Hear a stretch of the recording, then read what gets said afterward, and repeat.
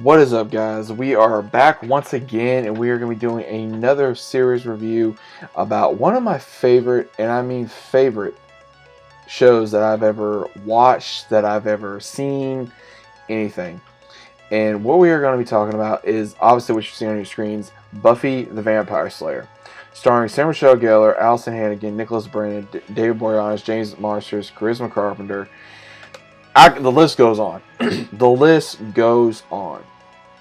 Now, thankfully, to my knowledge, we have not lost a lot of these beloved actors and actresses. Now, I remember again, the show I think was either done or about done when I got into it, and it was running when I was very young. But I started when did I start watching it? Around season 4, season 5, something around there. But here's the thing, guys. I immediately fell in love with this show. I immediately fell in love with this show. I, at the time, even now, I had the biggest crush on Sarah Michelle Gellar. I thought she was just absolute badass, man. I mean, funny, funny, beautiful, kick ass, and had this badass, crazy life, and it was just amazing to watch. And all the hardships of not only being a teenager and then a adult, and then just going through all this craziness, which was absolutely amazing.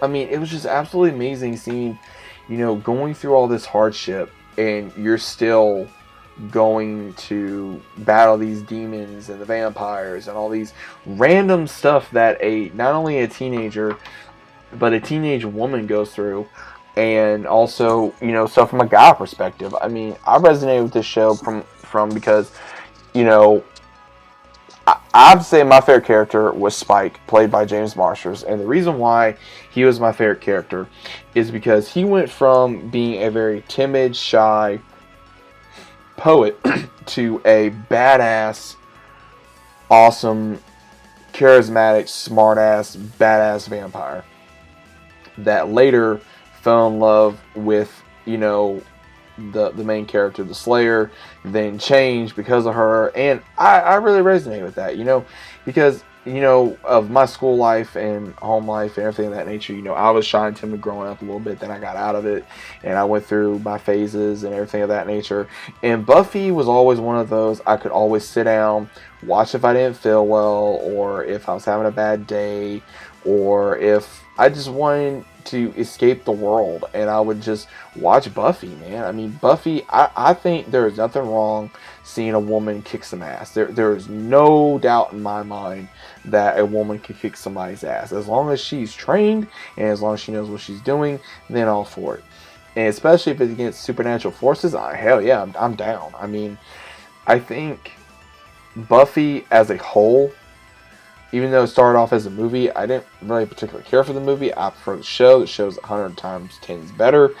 I just love it, man. I mean, Buffy was everything that I could have wanted in a show. There was no pushing any kind of public agenda or politics back then, or any kind of gender swapping or race swapping or anything like that. It was just pure magic amazing. I mean, there was a lot of issues offset to my knowledge due to Josh Whedon. I'm not here to talk about that. I'm here to talk about my experience with just watching Buffy growing up. I mean, I watched Buffy a lot in my pre/teens, and it was just it was a privilege, man. I felt like it was a privilege just to watch the show, because it really went through a lot of different, with your friends, with family, with any kind of forces that you go up against. You can battle them, and you can end up winning if you fight hard enough.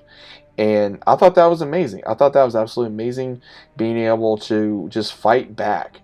You don't have to use your fists. You can use your words. You can use your motives if you do it correctly. And all these ones had their own agendas. Obviously, Buffy had a spinoff, Angel, which I'm going to be talking about at some point. But Again, Buffy to me is one of my favorite TV shows.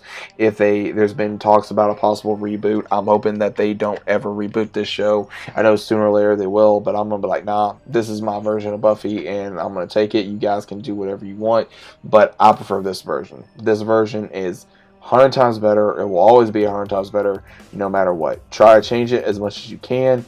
It's not gonna work, and I think Buffy now would be a good show to watch. I mean, if you've never watched Buffy, if you like I said, action, comedy, horror, thriller, all the things that makes a show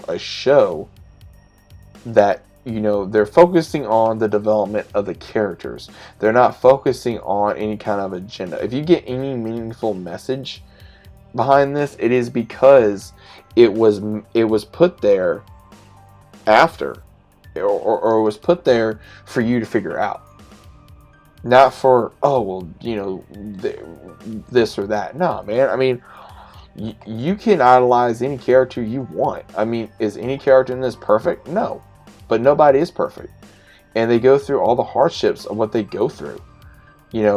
Shows the hardships of Buffy, Willow, Xander, Giles, even Spike. All these characters.